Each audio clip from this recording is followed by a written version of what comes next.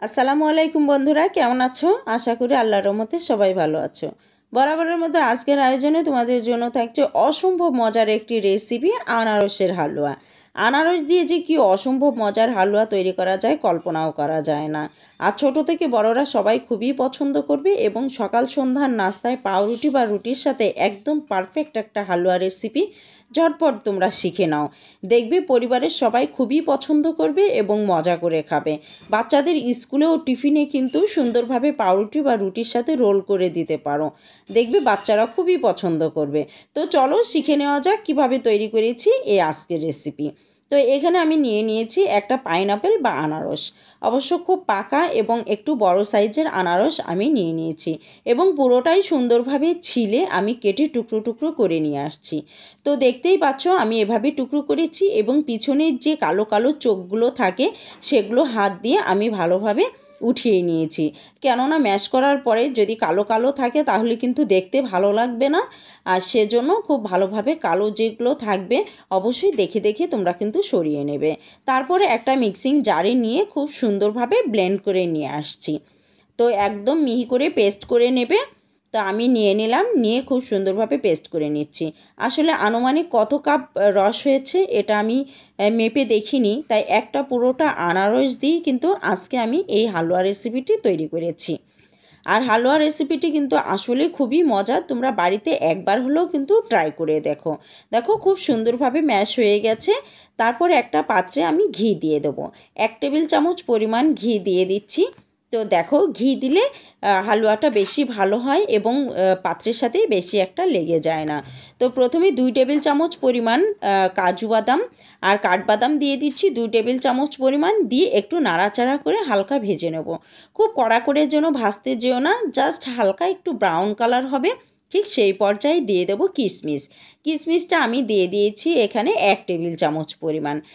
কিশমিশ দেওয়ার পরে দেখো একটু নাড়াচাড়া করতে করতেই আঙ্গুরের মতো করে একদম ফুলে ডুমো ডুমো হয়ে যাবে, একদম মার্বেলের মতো গোল। তো দেখতেই পাচ্ছ খুব সুন্দরভাবে দেখো গোল গোল হয়ে গেছে। আর অল্প আঁচেই কিন্তু আমি ভেজে নিয়েছি। তো আলাদা উঠিয়ে একটা পাত্রে আমি রেখে দিচ্ছি। প্রথমে বাদামগুলো আলাদা সাইড করে রাখবো, তারপর এই ঘিয়ের মধ্যেই কিন্তু দিয়ে দেব যে রস করে রাখা আনারস, সেই আনারসগুলো দিয়ে দিচ্ছি। তো দেখো আমি কিন্তু এখানে ছেঁকে নিইনি, পুরো আনারসে যা কিছু ছিল একদম আঁশ থেকে শুরু করে সবই নিয়ে নিয়েছি। দেখো নাড়াচাড়া করতে থাকবো, একদম নাড়াচাড়া বেশি একটা করার আগেই আমি কিন্তু দিয়ে দিলাম চিনি। মিষ্টতার জন্য চিনি তোমরা কে কেমন খেতে পছন্দ করো তার উপর বেসিস করে এখানে আমি 1/2 কাপ পরিমাণ চিনি দিয়ে দিয়েছি এবং আমার কাছে মনে হয়েছে 1/2 কাপ পরিমাণ চিনিতেই একদম পারফেক্ট মিষ্টি। যেহেতু আনারস একদম মিষ্টি সেহেতু অল্প চিনিতেই একদম পারফেক্ট মিষ্টিটা তৈরি হয়ে যাবে।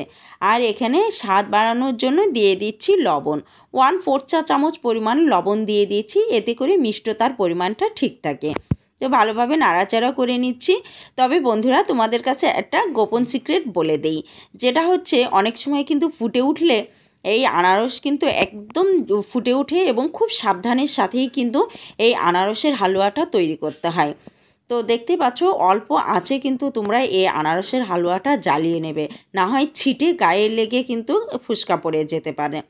তো দেখো যখন অনেকটা কমে আসবে এবং ছিটাটা কমে যাবে ঠিক সেই পর্যায়ে কিন্তু যে আমরা ভেজে রেখেছিলাম কিশমিশ বাদাম সেগুলো দিয়ে দিলাম। নাড়াচাড়া করতে করতে একটা সময় কিন্তু দেখবে একদম অনেকটাই কমে এসেছে এবং পাত্রের গায়েও কিন্তু আর লেগে থাকছে না। তবে বন্ধুরা এর ফাঁকে কিন্তু আমি আরও 1 টেবিল চামচ পরিমাণ ঘি দিয়ে নিয়েছি। খুব বেশি একটা ঘি দেওয়ার দরকার নেই, এতে করেই পারফেক্ট একটা হালুয়া কিন্তু তৈরি হয়ে গেছে। প্রথমে তোমাদের কাছে দেখতে মনে হবে যেন অনেকটাই নরম আছে, ঠান্ডা হওয়ার পর দেখবে অনেকটাই শক্ত হয়ে গেছে। তো বন্ধুরা এর লুকটা দেখে বুঝতেই পারছো যে কতটা মজার হয়েছে। আমার পরিবারের সবাই কিন্তু খুবই পছন্দ করে মজা করে খেয়েছে। আশা করি তুমি যদি বাড়িতে তৈরি করো তাহলে কিন্তু পরিবারের সবাই খুব মজা করে খাবে। তো বন্ধুরা আমার ভিডিওটি কেমন লাগলো অবশ্যই কমেন্ট বক্সে জানাতে ভুল করো না। আর ফ্যামিলি এবং ফ্রেন্ডদের সাথে শেয়ার করো, আর চ্যানেলটিকে সাবস্ক্রাইব করে পাশে থাকা বেল বাটনটি বাজিয়ে দিও। যখনই আমি নতুন কোনো ভিডিও আপলোড দেবো সর্বপ্রথম নোটিফিকেশন তোমরা পেয়ে যাবে। আর যারা আমার চ্যানেলটি সাবস্ক্রাইব করেছো তাদের অসংখ্য ধন্যবাদ। তো সে পর্যন্ত ভালো থেকো, সুস্থ থেকো, আল্লাহ হাফেজ।